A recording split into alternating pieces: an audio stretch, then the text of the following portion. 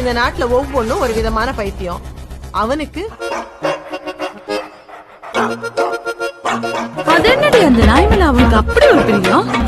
ஈரோ நம்ம ஈரோ பாரு, நாலு காலு பாய்ச்சலுடா.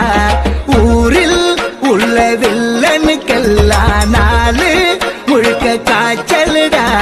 பாசம் காத்த நீயும் வந்தா பாலாட்டி நிப்பாண்டா. மோசம் பண்ண நீயும் பார்த்தா பல்லவும் மேல் வெப்பாண்டா.